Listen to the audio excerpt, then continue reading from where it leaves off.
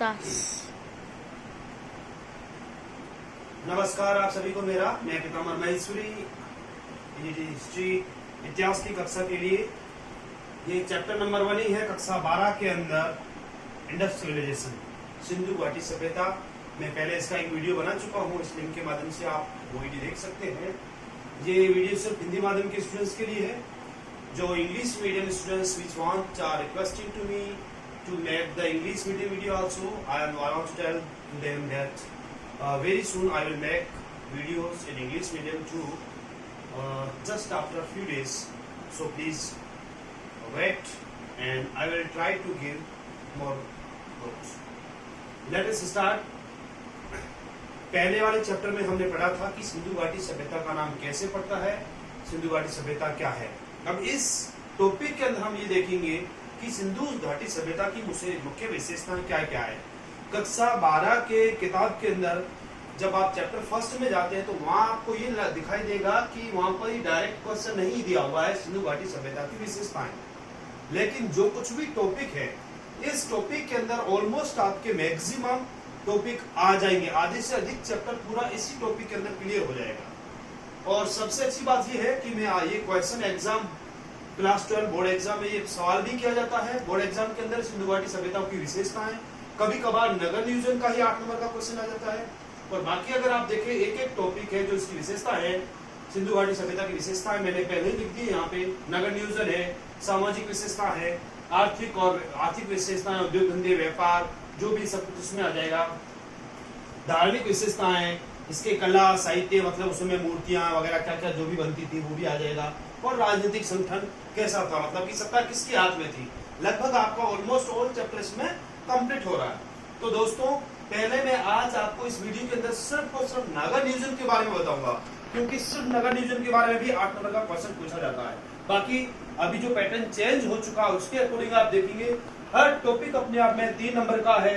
नगर नियोजन टॉपिक अपने आप में 8 नंबर का भी बनता है, और इसमें से कोई भी 2 टॉपिक उठा के एक साथ में 8 नंबर का क्वेश्चन पूछा जा सकता है। राजनीतिक सत्ता के बारे में 8 नंबर का सवाल किया जाता है आपसे।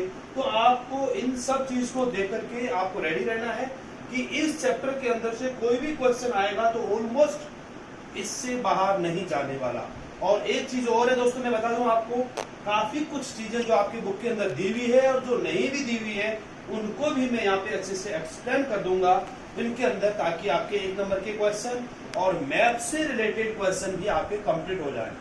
दोस्तों आपको भी इस बात का ध्यान रखना है कि बोर्ड एग्जाम की तैयारी से पहले आपको अपना हर चैप्टर को, जो 15 चैप्टर है, एक एक चैप्टर को 2 बार 3 बार 4 बार 5 बार पढ़ना है। एक एक लाइन में से क्वेश्चन पूछे जाते हैं।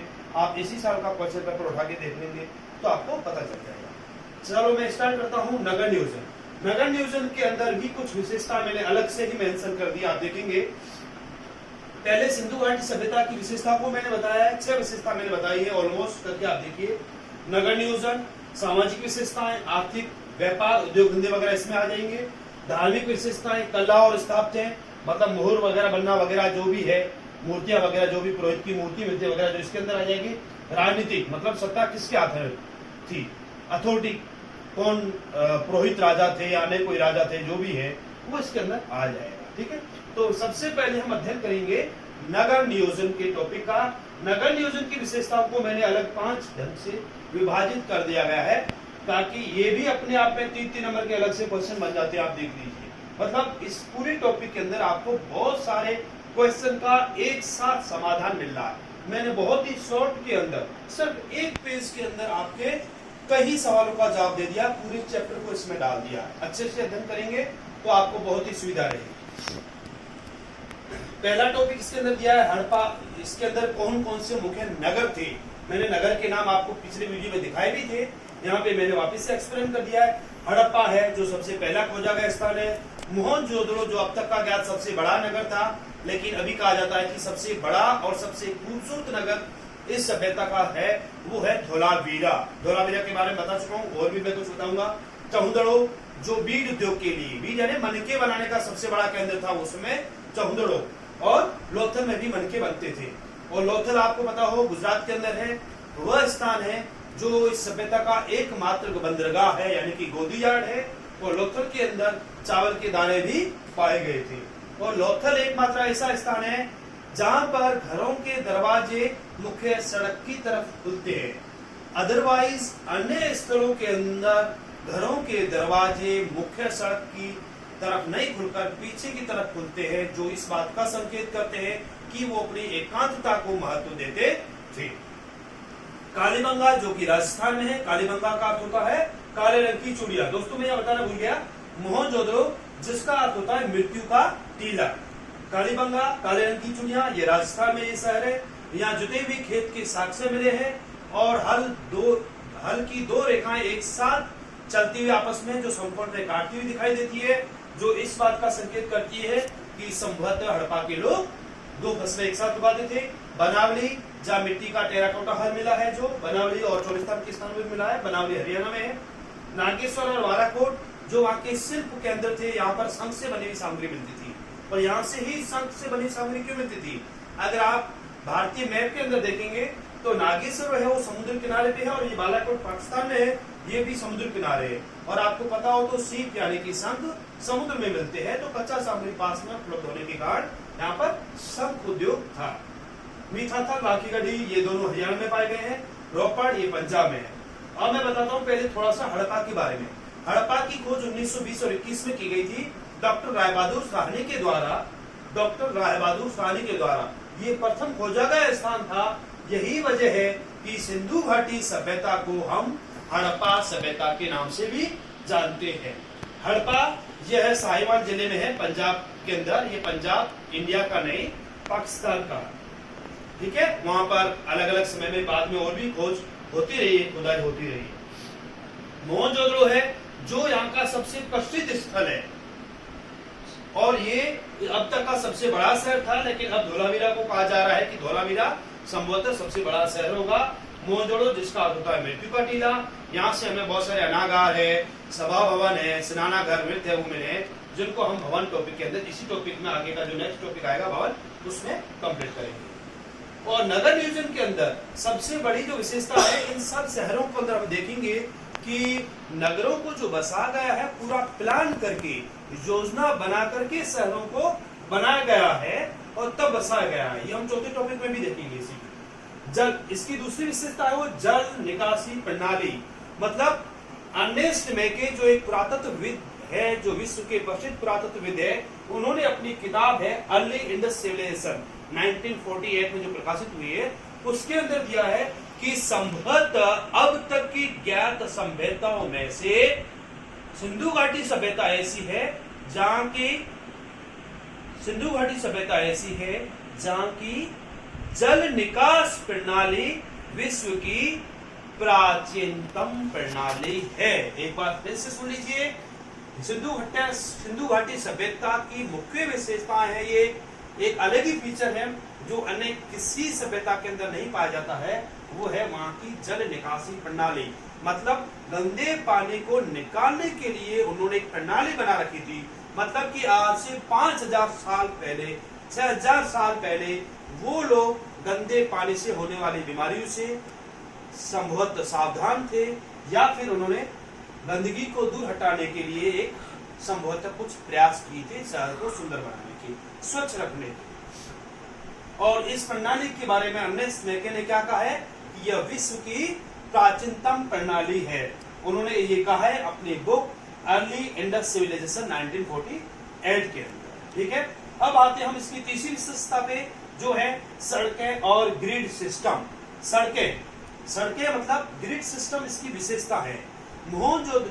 मोहनजोदड़ो, हड़प्पा या अन्य स्थलों को जब भी खोजा गया तो उनको इनके स्तर विन्यास के आधार पे ये पता लगाया गया, तो पाया गया कि वहां पाई गई सड़कें एक दूसरे को समकोण पे काटती हुई मिलती है, अर्थात वो इस तरह का एक ग्रिड बना रही है। ये देखिए सड़कें इस तरह से जा रही है शहरों के अंदर, और दूसरी सड़कें एक दूसरे काट रही है इस तरह से, आप देख लेंगे समकोण पर काट रही है और एक जाली बना रही है।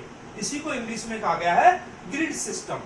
समकोण पर काटती हुई सड़कें, ये ग्रिड प्रणाली भी इसकी एक मुख्य विशेषता है। और दोस्तों जो सबसे चौड़ी सड़क मिली है वहां पर मोहनजोदड़ो में, वो है 9.15 मीटर, 9.15 मीटर चौड़ी सड़क है। और बाकी जो अन्य सड़कें मिली है वो 2.75 मीटर से 3.66 मीटर चौड़ी सड़कें हैं। ये डाटा अगर आपको ध्यान में रहता तो बहुत अच्छा है, आपकी पुस्तक में नहीं दिया गया है, मैंने अन्य जगह से इसको कोट करके यहाँ पे डाल दिया। इसकी अगली और चौथी विशेषता है शहर। मतलब शहर को मैंने आपको जैसे पहले बताया कि बहुत ही बड़े नियोजन के द्वारा प्लान करके बनाया गया था, और एक उंचला शहर और निचला शहर, इसके संबंध में एक आपके रेखाचित्र भी दिया गया है आपकी पुस्तक कक्षा 12 की चैप्टर नंबर 1 के अंदर। आप देख सकते हैं कि किस तरह से ऊंचला शहर और निचला शहर को दीवार के द्वारा अलग कर दिया गया था।